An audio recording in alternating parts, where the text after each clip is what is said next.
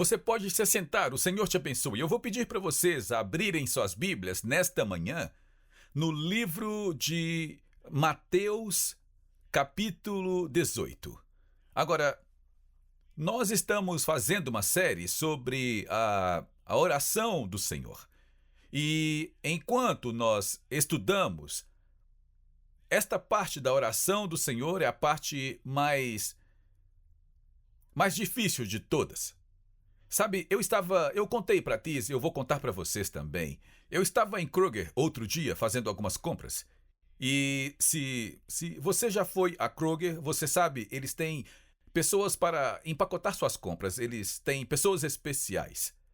Há alguns deficientes em alguns aspectos, mas eles são tão bonitos e simpáticos e eu fico sempre brincando com eles e mexendo com eles. E então eu estava no Kroger e um jovem estava empacotando as minhas coisas e tudo mais, e ele estava conversando, e de repente uma garota, e ela é tão fofa quanto se pode ser, e eu a vejo o tempo todo e sempre brinco com ela e coisas assim, mas eu não a tinha visto, não a vi lá, mas ela estava lá, e de repente ela aponta a cabeça lá e grita: "Ele é um encrenqueiro! Ele é um encrenqueiro!" E ela ficou rindo e ela disse: "Eu amo encrenqueiros! E hoje eu vou ser um encrenqueiro. Mas no final disso você vai amar um encrenqueiro."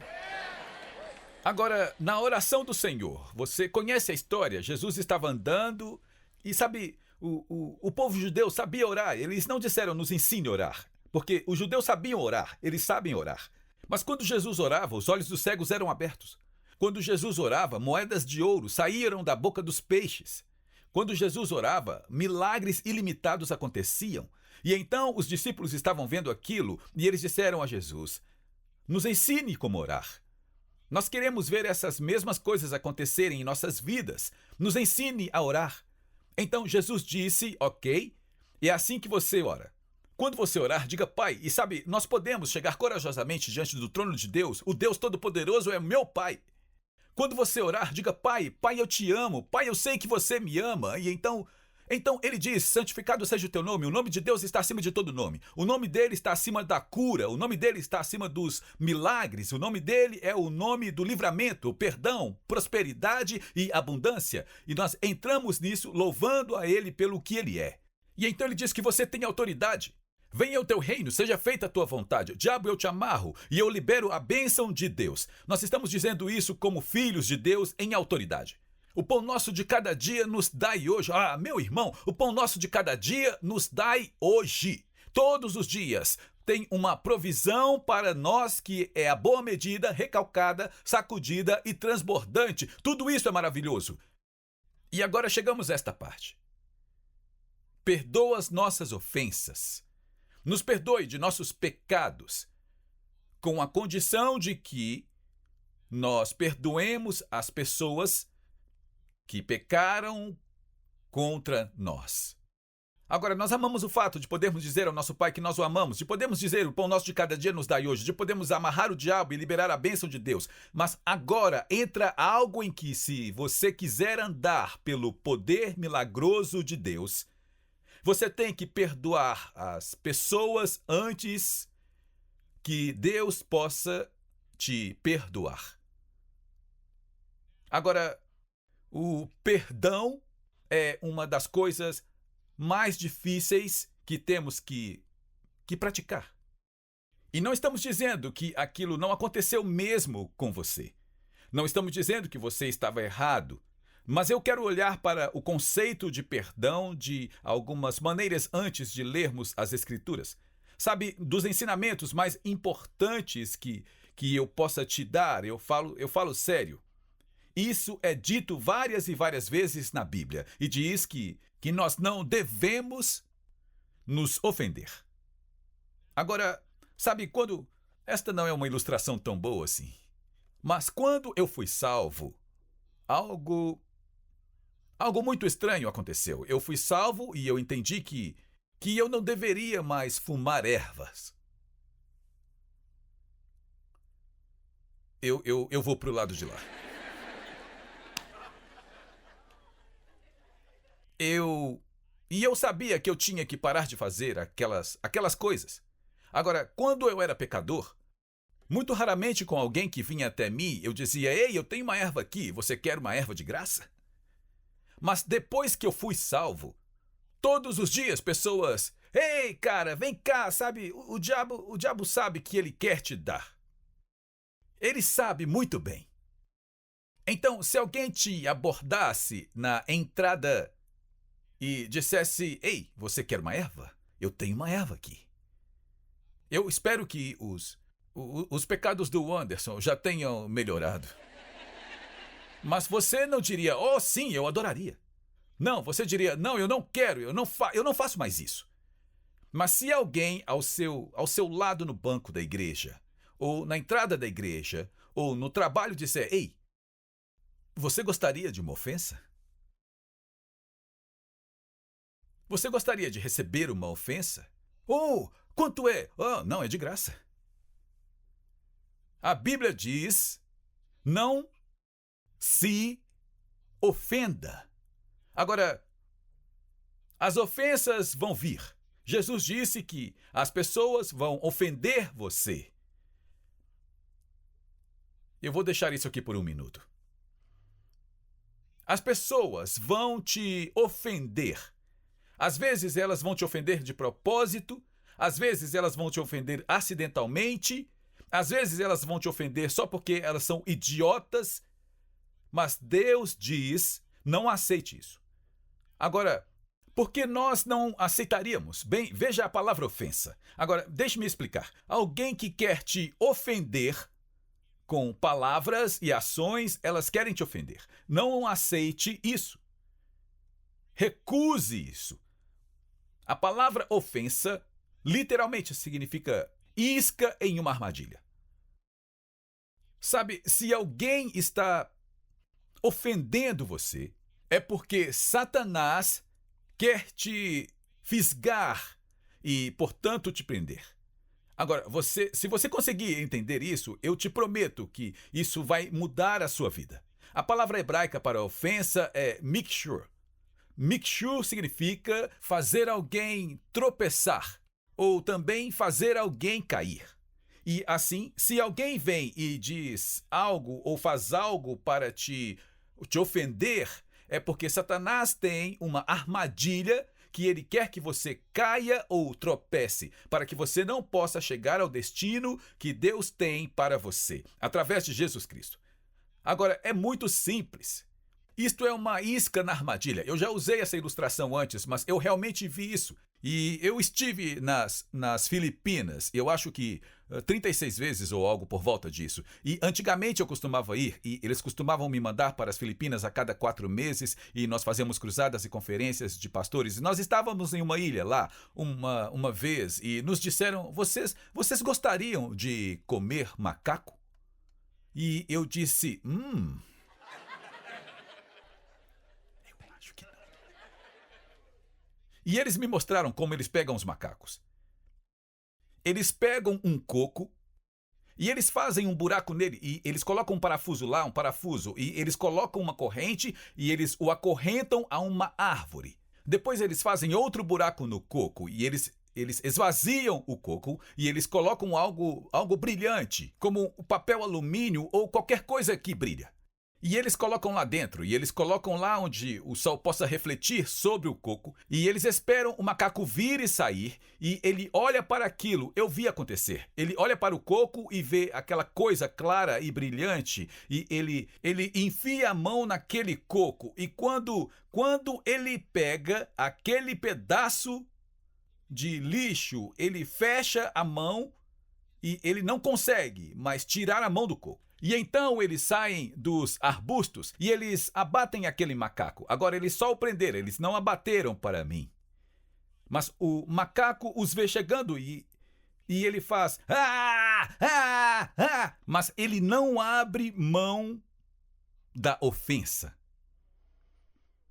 E muitas pessoas da igreja são assim. O diabo está se mostrando. Ele está te prendendo. Ele vai bater na sua cabeça. E tudo o que você tem que fazer é abrir mão da ofensa.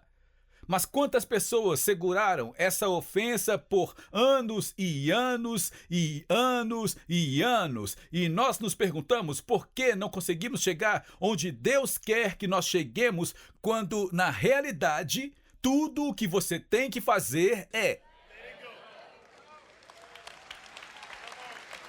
Tudo o que você tem que fazer é abrir mão. Não se ofenda. Agora, na verdade, às vezes as ofensas são reais. Mas, na realidade, quanto mais permitirmos que as pessoas nos ofendam, mais fácil se torna de sermos ofendidos. E, de repente, algumas dessas ofensas são realmente imaginárias. O que você quer dizer com isso? Ei, como você está? O que você quer dizer com isso? Significa como você está. Mas você viu a maneira como ele olhou para mim? Sabe, eu passei por ele e o pastor não apertou a minha mão. Ele passou direto por mim. E quanto mais você se ofende, mais fácil é ser ofendido. E, às vezes, as ofensas são reais, mas às vezes elas são imaginárias. E eu já usei isso tantas vezes, mas, sabe, nós pastoreamos por 6 anos na Austrália. E os australianos falam inglês. Mas eles têm palavras em inglês que não significam a mesma coisa aqui. Eu poderia te contar algumas coisas. Eu estava pregando e de repente toda a igreja fazia... Eu pensava, opa, esta não é a palavra certa. Isto significa algo diferente, mas uma das coisas mais engraçadas foi, sabe, quando você está começando uma igreja e você se sente inseguro, e especialmente se você está começando uma igreja em um país estrangeiro, e alguns dos nossos amigos que são bons amigos, são pessoas maravilhosas, estavam começando uma igreja na Austrália, e ela estava se sentindo intimidada, e sabe, era o início da igreja, e será que as pessoas vão vir? E será que as pessoas gostam de mim? Coisas assim, e ela estava se sentindo realmente intimidada, você sabe de quem eu estou falando. E ela estava sentada lá com o bebê dela no colo, e o bebê estava chupando uma chupeta. Agora, o único problema é que na Austrália, chupeta é chamada de bobinho. E então uma senhora passou e disse, que bobinho fofo esse seu. Ela ficou, sabe, eu vou voltar para a América, sabe? E ela ficou totalmente ofendida, mas aquela senhora não estava chamando o bebê dela de bobinho, ela estava chamando a chupeta de bobinho. E às vezes as ofensas são imaginárias. Sabe, e isso provavelmente... posso contar aquela história sobre... Isso é provavelmente nojento, e nos perdoe, sabe? Mas, sabe, quando a Tiz e eu começamos a pastorear, a nossa primeira igreja foi em Santa Fé, Novo México. E nós éramos hippies, sabe? Éramos hippies, nós vivíamos da cultura hippie, e nossa igreja em Santa Fé era principalmente de hispânicos, mexicanos. Nossos filhos, quando eles aprenderam a falar inglês e espanhol. E todos os amigos deles eram hispânicos, e todo mundo que cuidava deles eram hispânicos. Mas, sabe, nós éramos hippies, e no berçário nós tínhamos o papel onde o número aparece na tela. Seu bebê é o número 316 e você é necessário no berçário. Sabe, era tudo... Está tudo bem eu dizer isso? Era tudo, todos nós éramos família.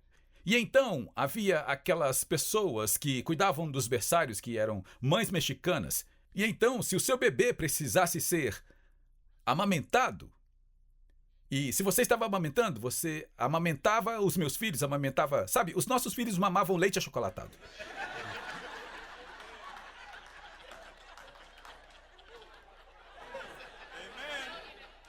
Agora, talvez isso possa te enojar, ter outra pessoa amamentando o seu filho, mas nós não importávamos, sabe? Nós éramos hippies, era tudo família, sabe?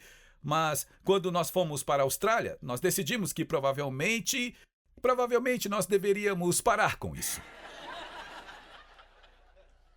Você ainda está comigo? Há alguma pessoa hispânica aqui hoje? Isso faz sentido? Lá no berçário, nós não fazemos mais isso, a não ser que você permita. Não. O quê? Era nos anos 70, verdade, era nos anos 70. Mas então, quando fomos para a Austrália, sabe, nós estávamos começando a igreja e eu estava segurando, e eu acho que eu estava segurando o Luke. E ele era um bebê pequeno, sabe? E ele estava sentado no meu colo e uma senhora veio até mim e ela disse, com licença, eu posso amamentar ele? E eu disse, bem, você tem que perguntar para Tis. Tis, eu acho que eles querem fazer igual. Mas, sabe, amamentar em australiano significa segurar. E eu posso pegar o seu bebê no meu colo?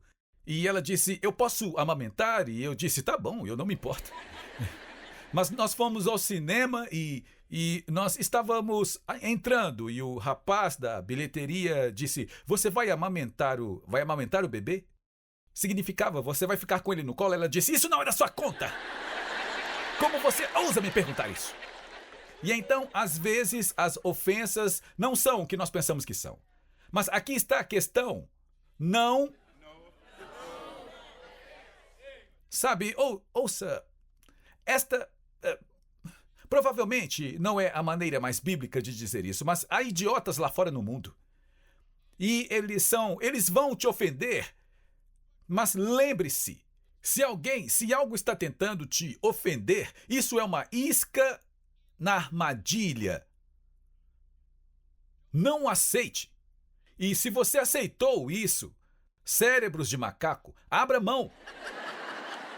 Porque o diabo vai bater na sua cabeça até você soltar. Alguém diga amém. Tudo bem, agora vamos ir para outra parte. Eu já pedi a vocês para abrirem em Mateus. Veja Mateus 18, no verso 21. E então Pedro veio até ele, e aqui é onde a parte difícil acontece. Olhem para mim. Quantos acreditam que a misericórdia de Deus se renova todas as manhãs?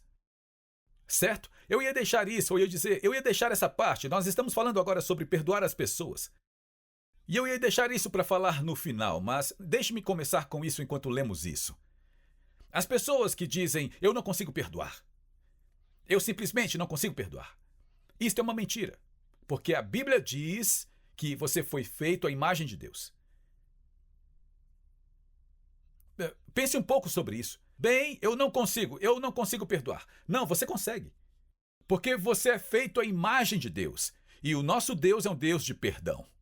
Agora, eu vou ser honesto com você. Eu fui criado nas ruas, eu fui criado na favela, eu sou criado e perdoar, isso não fazia parte do meu vocabulário. Mas quando você lê isso e você entende que se você não liberar perdão, Deus não tem permissão para te perdoar. Então, há muitos cristãos que se agarram à falta de perdão por anos. E isso bloqueia o melhor de Deus para entrar na sua vida. Então vamos olhar para o perdão rapidamente. Versículo 21. E Pedro foi até ele e disse, Senhor, quantas vezes pecará o meu irmão contra mim e eu o perdoarei? Até 7 vezes? Agora, Pedro, eu amo Pedro, ele era como muitos de nós. Ele estava procurando uma brecha, Eu tenho certeza que alguém deve ter ofendido ele 6 vezes e ele estava esperando só mais uma para partir para cima deles. Sabe, 7 é um número santo, sabe? 8 é um novo começo. Então, Senhor, quantas vezes eu tenho que perdoar o meu irmão? 7 vezes? E esse é um número santo. Mas veja o que Jesus disse a ele. Eu não digo a você até 7 vezes, mas até 70 vezes 7. E, na verdade, ele disse em um dia. Quantas vezes eu sou obrigado a perdoar alguém? 7? Não, 70 vezes 7 por dia. Agora, eu não sei com quem você está andando por aí, que está te incomodando tantas vezes, mas eu diria para você arranjar um novo amigo. Então ele segue e ele diz, veja o que ele diz, portanto o reino dos céus é como um certo rei que queria acertar contas com seus servos. E quando ele começou a acertar contas, lhe trouxeram até ele que ele devia 10.000 talentos, que era impossível de pagar. Mas como ele não era capaz de pagar, seu senhor mandou que ele fosse vendido com sua esposa e seus filhos e tudo que ele tinha. E aquele pagamento seria feito. O servo, portanto, caiu diante dele dizendo: Mestre, tenha piedade de mim e eu te pagarei tudo. Então o senhor do servo se comoveu com compaixão e libertou e o perdoou de sua dívida. Mas esse servo saiu e encontrou um de seus companheiros servos, alguém na igreja, um irmão, uma irmã, que lhe devia 100 denários, que seria como uma xícara de café. E ele impôs as mãos sobre ele e o pegou pela garganta, dizendo: Me pague o que você me deve. Você pode imaginar esse homem? Ele foi na presença do rei e ele devia o que ele não podia pagar. E é por isso que eu amo aquela música. Ele pagou uma dívida que ele não devia. Eu devia uma dívida que eu não podia pagar. E então ele disse: Tenha piedade, me perdoe. E o rei deixa ele ir. E então ele encontra um homem que devia a ele o equivalente a uma xícara de café. E ele o pega e me pague o que você me deve. Cristãos, quanto nós devemos ao Senhor, não pode ser pago. Então, se ele nos perdoou, então devemos perdoar a pessoa que, certo? Veja o que diz. Mas o servo saiu e encontrou um companheiro servo, um de seus irmãos na casa de Deus, que lhe devia 100 denários. Ele pôs suas mãos sobre ele e o tomou pela garganta. Pague-me o que me deve. E seu companheiro de serviço caiu aos seus pés e implorou-lhe, dizendo: Tenha piedade de mim, eu te pagarei. Exatamente o que ele disse ao rei dos reis, certo? Mas ele não o perdoou e o jogou na prisão até que ele pagasse a dívida. E quando seus companheiros servos viram que ele tinha feito isso, eles ficaram muito tristes e foram e contaram ao seu senhor tudo o que havia sido feito. Então o seu mestre o chamou novamente e disse a ele: Servo perverso, eu te perdoei de toda a dívida, porque você me implorou. Você não deveria ter compaixão também com o seu companheiro servo, assim como eu tive piedade de você? E seu senhor estava furioso e o entregou aos torturadores até que ele pagasse tudo o que lhe era devido. Agora veja o último versículo. Assim o meu Pai Celestial também fará com você. Cada um de vocês que de coração não perdoar a seu irmão e suas transgressões. Agora, eu quero que você observe esse último versículo. Então, isso é o que vai acontecer com você. Se você de coração não perdoar o seu irmão. Agora, todos nós já participamos de cultos de perdão e todas essas coisas, e tudo bem, eu te perdoo. Eu te perdoo, mas eu não esqueço. Isto não é perdão de todo o coração. Perdão de todo o coração significa que, sabe, eu entendo que eu não luto contra a carne nem sangue, mas eu luto contra principados, potestades e governantes das trevas nos lugares altos. E, sabe, eu te perdoo. Porque não há nenhum de nós nesta vida que não cometa erros. Deixe-me te perguntar isso. Vá comigo para o livro de Efésios, capítulo 4. Deixe-me te perguntar isso. Quantos de vocês pecaram desde que se tornaram cristãos? E aqueles que não levantaram a mão, você acabou de pecar de novo. Mentira é pecado. Quantos acreditam que a misericórdia de Deus se renova todas as manhãs? Bem, me deixe perguntar, se a misericórdia de Deus se renova todas as manhãs, e você e eu somos feitos à imagem de Deus, a sua misericórdia se renova todas as manhãs.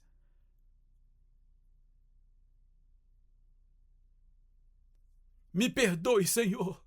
Oh, me perdoe. Deus diz: perdoo, obrigado. Com uma condição. Ah, não. Você tem que perdoar o que fizeram com você. Agora, Isso é, na próxima semana, depois do culto, eu vou fazer um ensino para a liderança sobre perdão. Isso vai te levar a uma dimensão nova. E não é para... É para a liderança. Então, se você quiser saber sobre coisas profundas sobre isso, eu vou ensinar sobre isso na próxima semana, depois do culto. Mas o principal é entender que eu vou te mostrar uma coisa aqui. O principal é entender que se você não perdoar, isso não prende a pessoa com quem você está bravo. Isso prende você. E assim, pelo seu bem, porque você é feito à imagem de Deus, perdoe essa pessoa. E quando você perdoa essa pessoa, isso te libera. Agora, deixe-me te mostrar uma coisa interessante. Há tanta coisa que, sabe, quando eu vejo tudo isso, e eu ensino sobre perdão há 45 anos, e cada vez que você estuda, você vê algo novo. E eu pensei, bem, isso é simples, mas é uma revelação incrível do que vai acontecer em sua vida. Quando você perdoa, veja o capítulo 4 de Efésios, começando com o versículo 26. Todos nós conhecemos essa escritura, mas vamos olhar para ela um pouco diferente hoje. Irai, mas não pequeis. Não deixeis o sol se pôr sobre tua ira. Agora, vamos parar por aqui. Quantos entendem que raiva é uma emoção real? Certo? A raiva é uma emoção. Sabe, alguém que se irrita, alguém que trai, alguém que te abandona, alguém que faz isso, alguém que faz aquilo, não é natural a pessoa não sentir raiva. É natural. Você me queimou, eu confiei em você. Você me enganou, você me deixou, você se divorciou de mim, você me enganou nos negócios, você roubou meu dinheiro e eu estou com raiva disso. Mas depois diz, irai-vos, isso é normal. Mas não pequeis. Como não pecamos? Não deixe o sol se pôr sobre a sua ira. Não fique com raiva. Uma maneira simples de olhar para isso é que os maridos e esposas vão discutir de vez em quando. Agora, Tiz e eu não. Nós nunca discutimos em todo o nosso casamento.